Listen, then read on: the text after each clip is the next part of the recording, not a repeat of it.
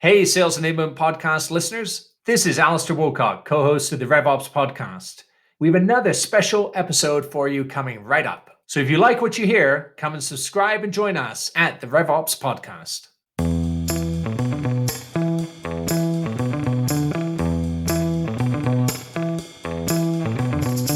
Welcome back, everybody, to this week's RevOps podcast. I'm Alastair Woolcock, Chief Strategy and Revenue Officer here at RevIO. Joining me is Howard Brown, CEO and founder of the company and all things revenue science, and our special guest, Dana Therrien, who is Vice President and Chief Revenue Officer Practice at Anaplan.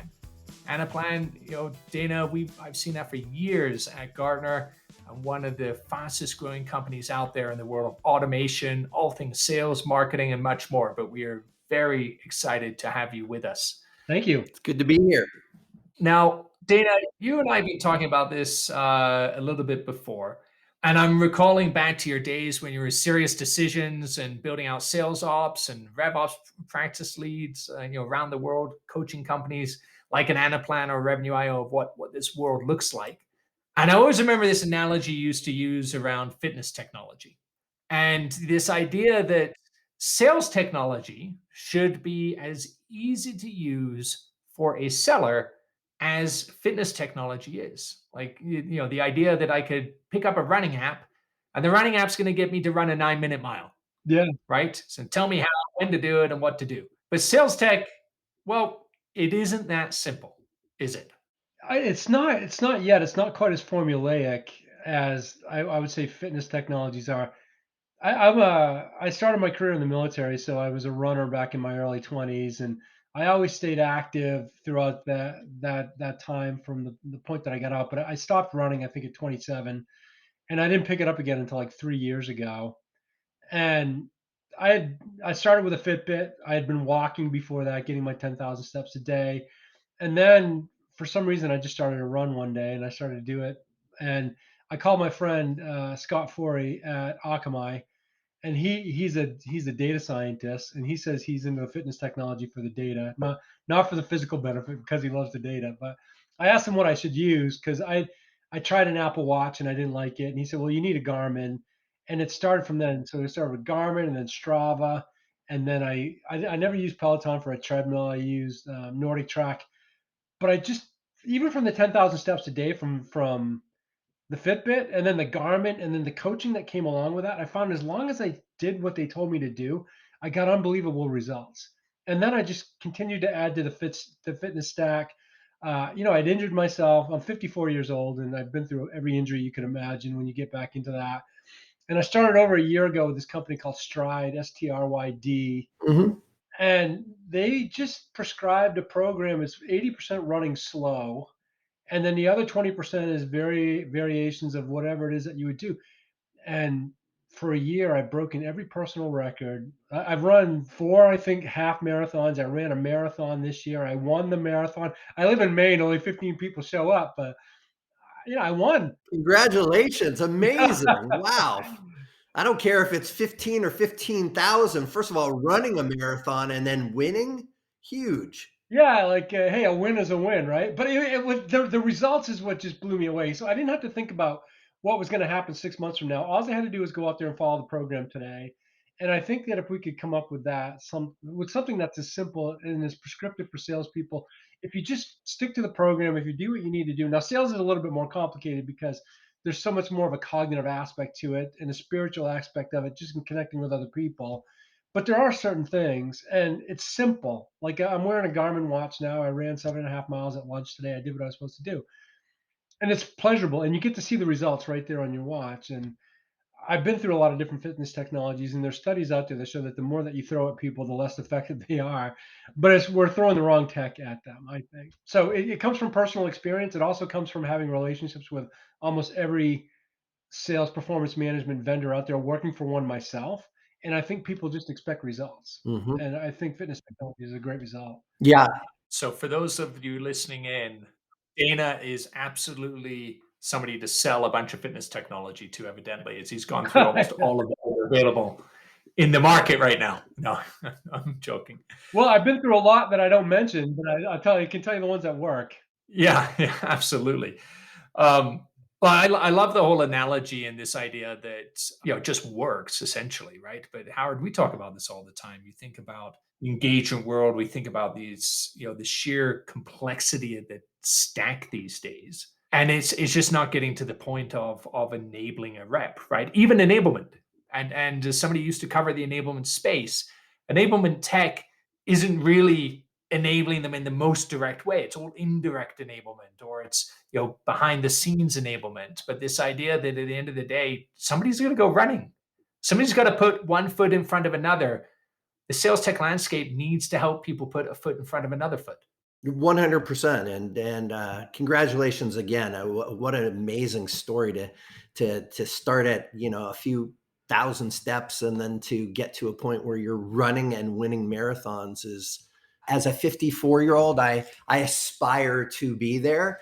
But to your point, it really requires discipline and direction. It sounds like you had some good direction and the right tools to help you get there. But ultimately, I think it's critical, whether we're in sales, whether we want to improve in our relationships at home, whether we want to improve in our running or athletic aspirations, to start somewhere, obviously, and then to follow a program, and obviously a proven program that delivers results certainly builds confidence, right? And you have to believe in whatever you're going to use. And so right now, I think one of the challenges, we have so many different sales technologies, so many revenue technologies, so many marketing technologies. And quite frankly, most of them have fallen very short on the return on investment that sales reps and teams are promising.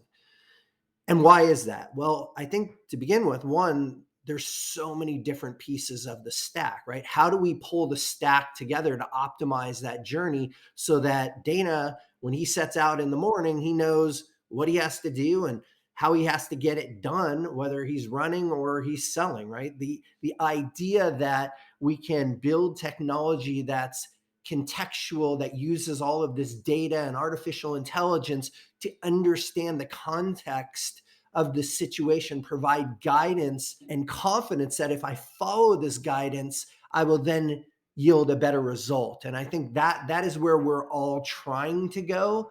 But in an effort to get there, sometimes we have to stop overcomplicating everything and try and simplify it down to some basics, right? Well, I've studied all these vendors that are in this space and the artificial intelligence, the opportunity scoring, activity capture, forecasting for you. And I mean, they can do it with varying degrees of accuracy, right? And the further out they are, the more accurate they are because they can't really predict any unforeseen events that are going to happen the day before you're trying to close a deal, and the guy loses his job and he's not he's not there to sign the contract. Those things are hard to predict. But with Stride, particularly, I mean, this thing it predicted on that marathon where I was going to finish within 3 minutes. Wow. And I ran a half marathon the week after that, and the same thing. So I'm just so whoever put the data science behind that Stride application, and it runs on critical power, so it measures your output instead of pace and heart rate and all these other things. So it's really accurate. It takes into account headwind. It takes into account elevation. There's many other factors, and they probably studied millions of runners before they came up with this algorithm. So it's accurate. There's something in it for me when I use it, right? Reduced injury, better results, and I don't have to think about what I'm going to do that day. I had a conversation with somebody a couple of weeks ago. His name is Paul Rulkins. He's a management guru. He advises lots of boards of directors on strategy and execution within their companies. And I asked him, I said, well, why do people change? And he said, very simple. He's a chemical engineer. Everything is very simple for him. He's thought about all these different things. He has great answers. He said people change for three reasons. He said first, compliance. You force them to do it. Second is peer pressure because everybody else is doing it. And the third one is enlightened self-interest. There's something in it for them. And for me, the fitness technology, there's a lot in it for me because I just feel good and I'm able to do all these different things at 54 years old. But with sales technology, we started down the compliance route, treating it like it was the ERP. salespeople, you need to go into the CRM and you need to fill out all this information that's not helpful to you, but it's helpful to finance, it's helpful to marketing, it's helpful to everybody but you, and you just need to do it. And it's sales fascism, right? Right? You must comply, and people will only do it for a certain period of time, and then they leave. And you can try to shame people. You put them on forecast calls, and the peer pressure thing. Hey, Joe's pipeline is better than your pipeline, and that will work for a period of time. But if you can provide them with information that's going to help them sell more effectively, it's going to help them close more deals, going to make them more money. That's enlightened self-interest. And I guess the analogy that I use for fitness technologies is really we need to appeal to the enlightened self-interest of salespeople, provide them something that's going to be incredibly useful, and you will not have to force them to use it. They're just going to use it every day on their own. Dana, it reminds me a lot of a statistic, and that is when we look at, in particular, heads of sales, and we look at where they're struggling to provide actionable insights. 76% of all senior sales leaders largely use the data that they have in their organizations simply to track performance against the current goal. Yep, comply. Right? So three quarters, over three quarters, that's what they're doing, just tracking against the goal. And the fledgling analogy I'd use is imagine if your Garmin is simply telling you only here's how you're doing against a goal. I don't know about you, but I find that very lack of motivation, lack of structure. I don't know what else I would change in my running. I don't know what I should be doing next. And isn't that what we're trying to say? Like at the end of the day, these fitness technologies are telling me, nudging me to go do a certain activity in a certain way. They're giving me the nirvana we use in sales of next best action, but to help me improve my pace, my running speed, all of those things, right? And yet in sales, as you just said, like you look at this, this is three quarters are only doing it against the goal. Where the idea of helping against buying decisions or correlating performance models that falls between 10 and 13%. It's this chasm in the market. Yeah, it's such a complicated problem because sales is so short-term focused. It's focused on the month, focused on the quarter, and focused on the fiscal year, but don't focus on next year. Yeah. And I've noticed this. I work for a planning company, right? We did a study with the Sales Management Association, and we learned that when companies are effective at planning, they're 4 times more likely to hit their goal, and 20% more of their reps are going to achieve their number when they're good at planning. Mm. But when the interesting correlation to that was when companies rate themselves as being poor at planning, they focus on forecasting. They over focus on forecasting because it's the equivalent of a crash diet at this point. Like they've set themselves a goal that's unattainable, but they've set these unrealistic expectations that they're going to achieve it. So then they start to use forecasting and these sales technologies as a means of pressuring people into taking unnatural acts and to try to achieve these undeserved results that they're never going to be able to achieve in the short periods of time that they have to. So I think some of it's having a little bit more of a longer term focus on it, setting more realistic expectations, and then just working consistently every single day. You don't see results every day. Yeah. I mean, you guys know this. You both look really fit, right? When you go to the gym, you don't do 20 curls and then your biceps get bigger that day. It's the act of going there every single day and doing it. Absolutely. No, I was thinking about your earlier statement about it's really a critical that my goals aren't just somebody else's goals, right? Like Yeah, your application, that Strava app, that app is thinking about you. It's not trying to turn you into a world-class marathon runner that's going to, beat world records. It's thinking about how to improve your performance on a yeah, daily basis, right? yeah, It's set up to improve you as an individual and the goals you want to achieve. And you're invested in that because it is to help, again, you achieve goals that are critical for you. I think in the same way, we have to think about sales reps, right? We have to not just think about the company. We need to hit this quota and we need to knock it out of the park this quarter. Coaching and performance gets down to the individual level. And if we just have applications that, hey, if we just follow this playbook that's built for every single one of our reps, if they just do the following thing, it's missing the mark. The key is, how do I set it up so that I can achieve my individual goals? How do I know that the company is interested in helping me with my personal and professional development? checking in, making sure that the guidance it's giving me is contextual to me and where I am as a salesperson, as opposed to where all of my peers are. And I think that's where we need to move from just overgeneralizing. If you just do this, if you just don't do that, to this is what's going to help you, Dana, perform better. That's where we'll make that huge leap.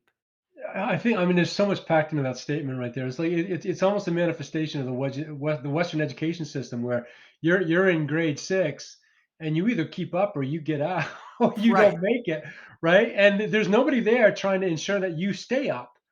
It's, if you're not getting it, you're going to fall behind, and then you're going to stay behind for a very long period of time.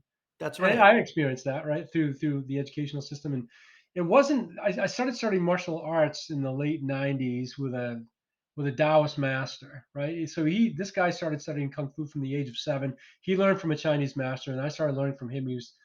I was 30, he was 50 at that time. And what I noticed was that it was so incredibly personal. Like, you attended classes with everybody else, but then when you had the one-on-one time, they worked with you within your individual confines and within your individual strengths and your individual weaknesses. And there were no belts in this system whatsoever. He said you can either do it or you can't do it. Who cares about the belts? It wasn't. He made it anti-competitive, and the competition was with yourself. And I guess for salespeople, for sales operations people, if you're not harder on yourself than anyone else, then you're not going to progress. You owe your individual accountability to yourself, and you have all these tools and coaching systems and people to help you, but in the end you have to be your hardest coach.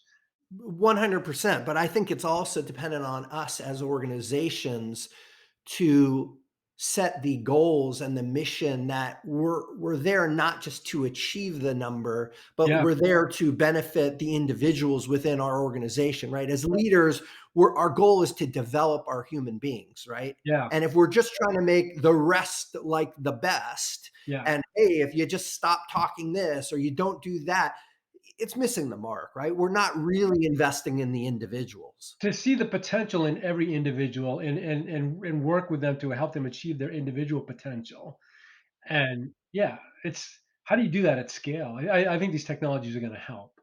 Well, I'm thinking about this, and just off of what Dana was saying is exactly where my head was going.